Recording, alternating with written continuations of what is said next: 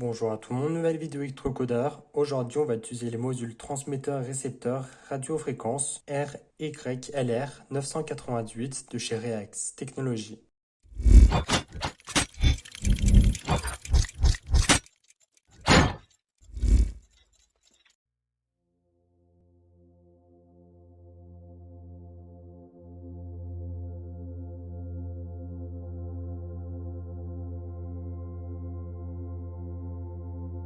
Donc pour ceux qui ne savent pas, ces modules-là sont bidirectionnels. Donc ça veut dire que celui-là peut être émetteur et celui-là peut être récepteur. Ou selon le programme qu'on a fait, celui-là peut être récepteur et celui-là émetteur. Ça, c'est à nous de le spécifier dans le programme lequel envoie et lequel réceptionne. Ensuite, la taille, c'est relativement petit. Et l'avantage qu'ils vont avoir ces petits modules-là, on aura une plus grande portée, une meilleure communication. De plus, il faut savoir que ces modules ont un petit processeur intégré au dos. Et grâce à ce petit processeur-là, on pourra le connecter directement, par exemple, à un programmateur dans lequel on pourra lui envoyer des commandes. Donc ça, c'est ce que je vais vous montrer dans quelques instants. Ce qui est intéressant aussi dans ces modules, c'est que l'antenne est directement soudée. Ensuite, niveau câblage, ça va être relativement simple pour le brancher.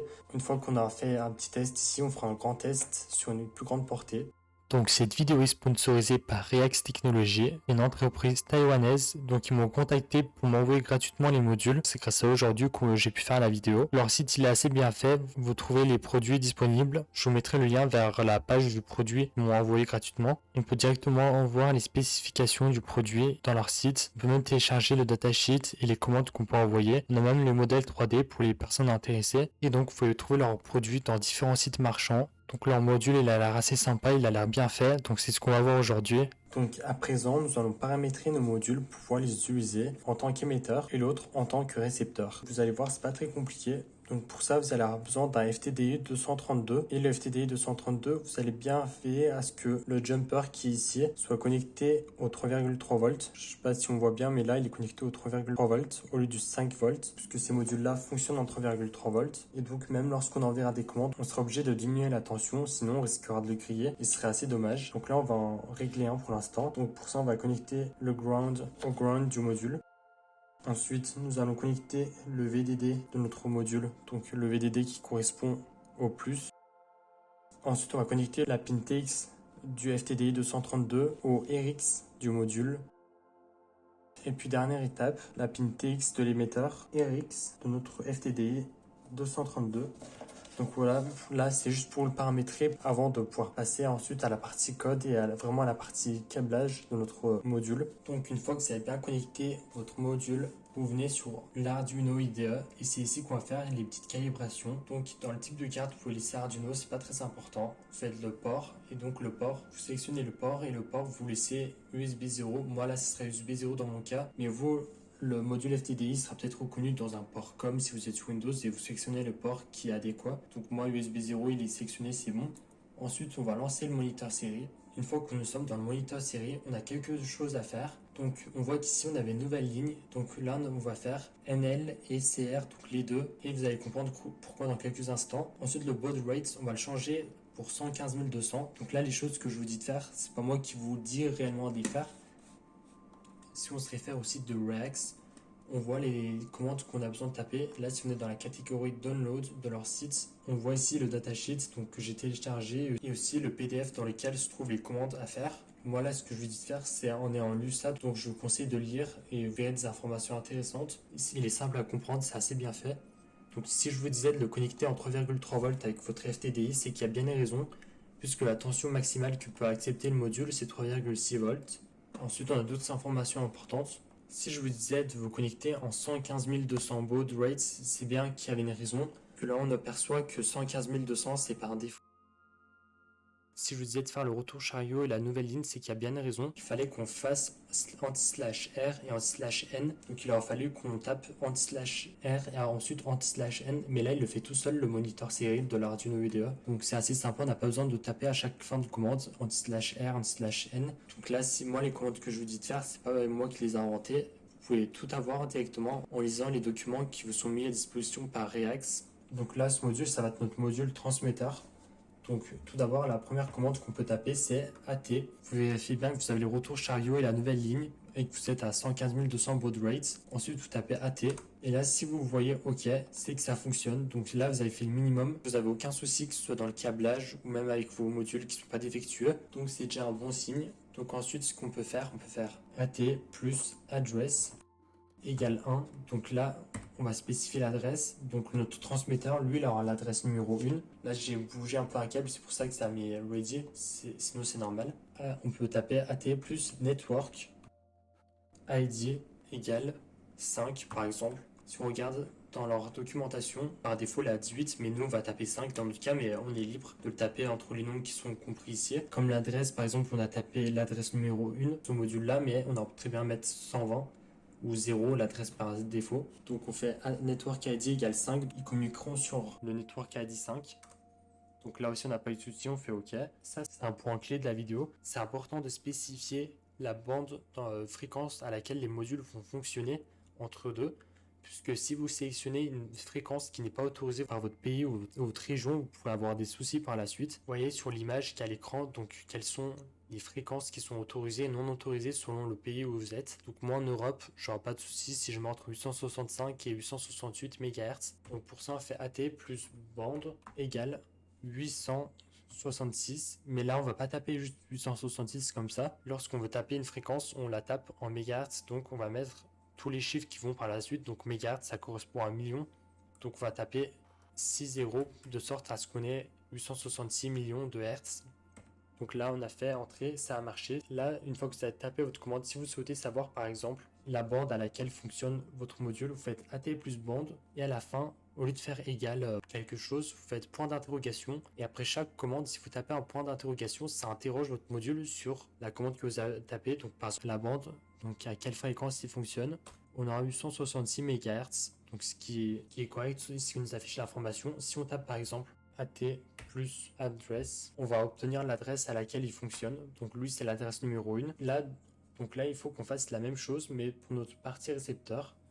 Donc là je vais débrancher le module et on va faire la même chose exactement. Donc une fois que vous avez bien connecté à nouveau, vous venez dans outils. Donc type de carte, vous pouvez le laisser sur Arduino Uno, vous n'aurez pas de souci. Et le port, moi c'est sur USB 0, mais vous aurez quelque chose de différent. Donc moi il est branché sur USB 0, donc je le laisse sur USB 0. Donc le câblage il est bien fait, donc ensuite on relance le moniteur série. On vérifie que le retour chariot et la nouvelle ligne c'est bien activé comme tout à l'heure. Et que la baud rate il est bien resté comme tout à l'heure, donc 115 200 par défaut. On envoie la commande, on a eu un OK, donc ça fonctionne. Donc ensuite, là, il ne reste plus qu'à faire les mêmes commandes, mais l'adresse va changer ici. L'adresse numéro 2. Donc on a eu OK. On peut vérifier qu'on a bien mis l'adresse numéro 2 en mettant un point d'interrogation à la fin. On a eu adresse égale 2, ce qui est bon. Ensuite, on va faire AT plus network ID égale 5. Donc en faisant ça, ensuite on fait entrée. Et donc là, on est bien sur le même réseau que l'autre, donc on n'aura pas de souci. Donc par la suite, on fait AT plus bande égale 866. Donc je rajoute les 6 zéros qui vont par la suite. On fait entrer et donc là, on peut vérifier aussi la bande. On peut vérifier la fréquence à laquelle il fonctionne. 866 MHz, donc c'est bon. Là, les deux modules sont paramétrés. Donc à présent, on a préparé déjà notre environnement pour le travail. J'ai préparé un bouton avec lequel, lorsqu'on appuiera, on va activer la LED à distance. Ensuite, on fera un test, voir la distance maximum à laquelle on peut aller avec ce module. Donc tout d'abord, ce que je vais vous conseiller, c'est de téléverser votre programme dans les cartes dans lesquelles vous souhaitez travailler. Donc avant que je tourne cette partie-là de la vidéo, j'ai déjà fait des tests. Et lors de mes tests, j'avais RxCTX qui était branché dans mon module LoRa et il s'était branché ici aussi. Et ce qui s'est passé, c'est que ça a supprimé le bootloader. Donc j'ai fait des manipulations et j'ai dû le remettre, le bootloader. Donc ce que je vous conseillerais de faire, c'est de ne pas téléverser le programme alors que vous avez un appareil serré qui est branché ici. Donc téléverser d'abord votre programme avant de faire le câblage. Donc là, venons à la partie intéressante. Donc ici, dans le programme transmetteur, on a la fréquence de communication, donc 866 MHz. Ça ici, on le laisse activer. On n'est pas obligé de le réactiver à chaque fois, mais moi, je souhaite le réactiver puisque il y a certaines informations qui sont stockées dans la mémoire flash du module, mais certaines informations non. Par exemple, le Network ID, lui, il est stocké dedans. Par exemple, son adresse, il est stocké dedans. Peut-être que moi, j'ai mal configuré ou je ne sais pas, mais la bande de fréquence, elle n'est pas faite. Et donc, à chaque fois, on devrait spécifier la bande de fréquence à laquelle on fonctionne. Et puisque la bande de fréquence, par défaut, c'est 915 MHz, alors j'ai pas envie d'avoir de souci. Donc ensuite, le Network ID, c'est 5. C'est ce qu'on avait spécifié tout à l'heure. l'adresse de ce module-là, c'est 1, et l'adresse du récepteur, c'est 2. Ensuite, un bouton, il est connecté à la pin numéro 2. Donc ensuite, on arrive dans le setup. Donc on fait l'initialisation du port série à 115 200 baud rate, ce qui est normal. Si vous en souvenez bien, tu as 115 200 baud rate tout à l'heure lorsqu'on faisait nos calibrages. Ensuite, j'initialise le bouton en tant qu'entrée. Ensuite, j'attends 1,5 secondes. Et la première chose que je vais faire, dans le port série, on va afficher AT plus bande et ensuite on va faire plus LoRa bande. Donc ce qui va se passer, c'est comme tout à l'heure. Donc ensuite ici on met l'adresse aussi, on met le network ID. Que comme vous savez, on peut mettre énormément d'adresses. Donc c'est pas pour rien, c'est qu'on fait un énorme réseau avec les modules LoRa. Donc là, on a spécifié à nouveau les informations de notre module. Ensuite, dans le loop, j'attends 500 millisecondes avant de recommencer la boucle. Et dans cette boucle, c'est très simple. On va lire l'état du bouton. Et si l'état du bouton il est haut, donc lorsqu'on presse dessus, alors on va créer une variable message dans laquelle on va enregistrer AT plus send égale 2. Le 2 qui est ici, ça correspond à l'adresse à laquelle il part. Donc l'adresse à laquelle il part, c'est 2, donc c'est bien à ça qu'il part. Ensuite, le 2 qui est ici, ça correspond à la taille du message qu'on va envoyer. Donc la taille du message, c'est 2, puisque on, là c'est un texte que j'envoie, on, sa taille c'est 2. Ensuite, on fait le retour chariot et la nouvelle ligne. Comme tout à l'heure dans le moniteur série, on est obligé d'activer ces paramètres. Mais là, en faisant ça, ça les fait tout seul. Et ensuite, on fait afficher ce message dans le port série. Et puis si j'appuie pas sur le bouton, il n'y aura rien du tout qui va se passer. Donc là, c'est comme une sorte d'interrupteur, notre bouton. Si on appuie, ça va allumer les LED. Si on l'allume pas, ça va l'éteindre. Ensuite, dans la partie récepteur, ça sera plus ou moins la même chose. Ici, on spécifie encore la fréquence de fonctionnement, le network ID. Et donc l'adresse ici, c'est 2. Et ici, c'était 1, c'est normal. L'adresse de ce module-là, il est bien à 2. La LED, je l'ai mise à la pin 12. Donc ce sera la pin 12 que la LED va fonctionner. J'ai créé une variable string réception dans laquelle on va enregistrer les informations qu'on reçoit. La LED, je l'ai initialisé en sortie. Le port série, je l'ai initialisé pour pouvoir lire les informations. Ensuite, ici, si on pouvait, on peut reparamétrer certaines valeurs qui sont ici. Ensuite, si on a une information dans le port série, donc la variable réception, ça va être tout ce qui vient dans le port série en tant que string, donc en tant que chaîne de caractères. Donc cette variable-là, elle va enregistrer toutes les informations chaîne de caractères et là, ensuite, on n'a qu'une seule petite condition. Si on est présent dans le message qu'on reçoit, alors digital write LED. Donc là, vous voyez, on a un point d'exclamation, digital read LED. Donc, qu'est-ce qui va se passer? L'état de notre LED va traverser. Et donc, si votre LED est éteinte, elle va devenir allumée. Et si elle est allumée, elle va devenir éteinte. Donc, c'est assez simple. On peut téléverser le programme. Avant toute chose, je connecte ma carte Arduino Mega à mon ordinateur. Pareil pour la carte Arduino Uno, je la connecte à mon ordinateur. Donc ensuite, on vient dans Outils, le code du transmetteur, on va sélectionner la carte Arduino Mega. On sélectionne bien l'Arduino que vous avez, ça peut être un Arduino Uno, ça peut même être un autre Arduino. Vous sélectionnez bien son port. Tant qu'il n'y a rien qui est connecté dessus, vous faites téléverser. Et là, on voit téléversement terminé, on n'a eu aucun souci. Ensuite, la partie récepteur qui est là. Vous venez ici dans Outils, type de carte, vous sélectionnez bien votre carte. Donc moi, Arduino Uno dans mon cas, mais vous, ce sera peut-être différent encore. Vous modifiez le port si besoin. Moi, c'est Arduino Uno sur le port ACM1. Vous faites téléverser tant qu'il n'y a rien qui est connecté dessus. Téléversement terminé. Donc, le téléversement il est terminé. Donc, maintenant, on va pouvoir passer au câblage. Donc le code a été téléversé, le code est prêt. Donc maintenant, on va passer à la partie câblage où on va câbler nos modules et on va pouvoir le tester enfin. Donc premièrement, ce qu'on va faire, on va prendre la ligne ground, on va alimenter la ligne bleue de notre breadboard. On va faire de même pour notre Arduino Uno. On va alimenter la ligne bleue qui est ici. Donc premièrement, là, on va commencer à câbler une partie réception. Donc on aura besoin d'une LED. C'est un outil que vous connaissez maintenant sur ma chaîne. J'ai utilisé de nombreuses fois. Donc le moins de notre LED, on va prendre une résistance de 220 ohms. Et on va aller sur la ligne bleue. Donc là, ça va être la partie ground. Là, on va alimenter négativement notre LED. Et le côté positif de notre LED, on va le prendre et on va le relier à la pin 12 de notre carte Arduino, juste ici. Après, dans les deux schémas, vous allez avoir besoin de résistance. Donc vous aurez besoin d'une résistance de 10 kΩ. Donc là, les deux résistances qui sont là, c'est des résistances de 10 kΩ. Et vous aurez aussi besoin de résistance d'environ 5 kΩ. Donc moi, j'ai mis des résistances équivalentes à 5 kΩ. C'est pas réellement 5 kΩ. Et donc, une partie de notre résistance de 10 kΩ, on la prend et on va l'alimenter négativement. Donc on va le connecter au ground.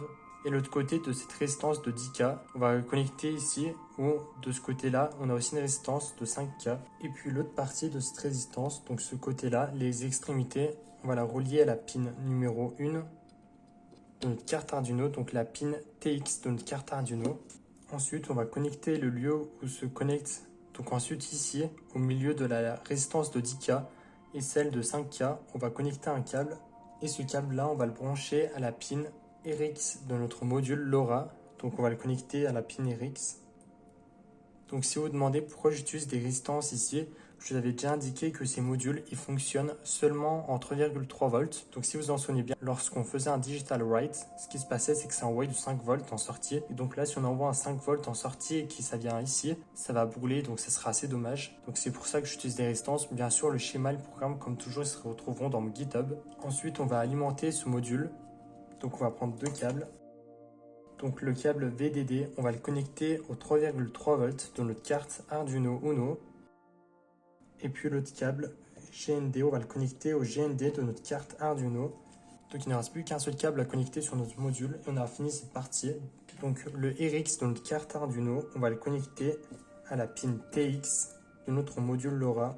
Là, vous voyez peut-être que j'utilise des câbles un peu longs, mais c'est normal. J'ai déjà eu beaucoup de soucis avec l'use des câbles. Je pense que je vous ai déjà répété de nombreuses fois dans ma chaîne YouTube. Mais faites vraiment attention aux câbles que vous utilisez. Ça peut vraiment changer la manière dont fonctionne notre programme. Là, vous voyez, on a fini la partie réception. Donc la LED, elle est connectée. On alimente bien notre module. On est bien connecté RX et TX. Donc ça, cette partie-là, je peux la pousser. Donc continuons le câblage. Donc là on va réaliser l'alimentation de notre module. Donc on va prendre le GND et le VDD. Le VDD ça va être simple, on va le relier au 3,3 volts. Et le GND on va le connecter au GND. Donc voilà, là on a déjà fait l'alimentation de notre module. Ensuite une partie de notre résistance de 10K, on va la prendre et on va la connecter au moins, donc au ground, donc qui est sur notre breadboard. Ensuite, l'autre côté de cette résistance de 10K qui vient aussi prendre la résistance de 5K, donc qui est entre les deux. On la prend et on la connecte à la pin RX de notre module. Ensuite, on prend le TX de notre module de transmission LoRa. Et le TX de notre module LoRa, on la connecte à la pin 0, donc à la pin de réception RX de notre carte Arduino Mega. Ensuite, l'autre côté de la résistance de 5 kΩ environ, on la prend et on la connecte à la pin TX de notre carte Arduino. Donc là, cette partie-là, elle vient à la pin. Donc cette partie-là vient à la pin TX. Donc là, on a connecté le RX TX de notre module. Ensuite, il faut encore alimenter le bouton. Donc on va connecter une partie de notre bouton au 5 volts, puisque les boutons fonctionnent à 5 volts. Ensuite, une partie, on la connecte à l'aide d'une résistance de 10 kΩ au ground. Donc le ground, il vient de l'autre côté. Là, je ne sais pas si on voit bien. Et ensuite, ce côté-là, donc l'autre côté, pas le côté 5 volts. L'autre côté, on la connecte à la pin numéro 2 de notre carte Arduino. Bien sûr, ça, vous pouvez le changer avec une autre pin digitale, mais c'est pas très important. Donc le schéma, il sera bien sûr disponible dans mon GitHub, comme j'ai dit, et n'hésitez pas à aller le voir, puisque c'est peut-être pas très clair la manière dont j'ai câblé actuellement. Et donc là, on va alimenter nos cartes et on va faire un mini test. À présent qu'on a tout câblé, le programme, on l'a déjà envoyé depuis un petit moment. Maintenant, ce qu'on peut réaliser, c'est alimenter nos cartes Arduino. Donc c'est ce que je vais faire. Je vais alimenter cette carte et je vais aussi alimenter ma carte émettrice, transmission, réception. Les deux cartes, elles sont séparées. On voit la lumière qui s'allume et s'éteint lorsque j'appuie sur le bouton. Je peux éteindre ma lumière pour mieux voir. Donc maintenant qu'on a réalisé notre test, maintenant on va pouvoir faire la mesure de la distance maximale qu'on peut réaliser avec nos modules.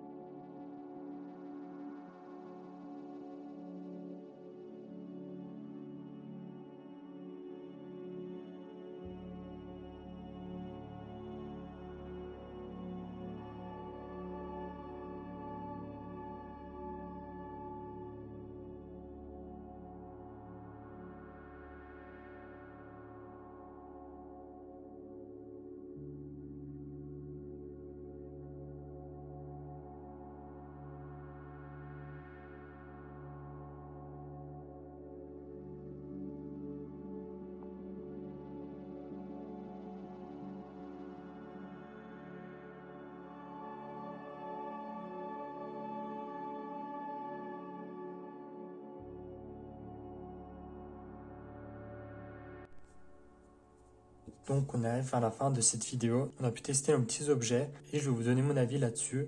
Donc déjà, comme je vous ai dit, ils sont des petits objets, ils sont relativement petits, donc ça peut être un gain de place. On peut remplacer les anciens modules qu'on avait, RF433, le module Bluetooth ou autres modules que j'avais déjà testé pour de nombreuses raisons. Par exemple, lorsqu'on regarde le câblage, déjà il ne consomme que 2 câbles, hormis l'alimentation, pour fonctionner. Donc les ports série qui sont là, la pin 0 et la pin 1, qu'on utilise très rarement avec une carte Arduino. Donc utiliser ces modules peut vous permettre d'utiliser des pins que vous n'utilisiez pas. Ces modules sont très facilement programmables. Vous avez vu qu'avec seulement quelques lignes de code, on peut faire un petit code assez sympa. On appuie sur un bouton et ça allume la LED qui est ici à distance. Vous avez vu que ça a fonctionné jusqu'à environ 6 km. Vous aurez certainement pas la même chose que moi. 6 km, je trouve, ça fait quand même beaucoup, alors que nos anciens modules, on avait juste 20 mètres, 50 mètres maximum. Ils consomment très peu. Avec 3,3 volts, on peut l'utiliser.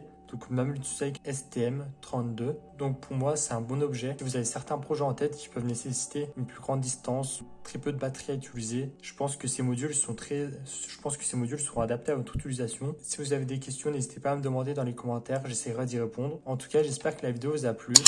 Si c'est le cas, alors vous pouvez vous abonner, liker, partager et commenter. C'était Electrocodeur. Ciao!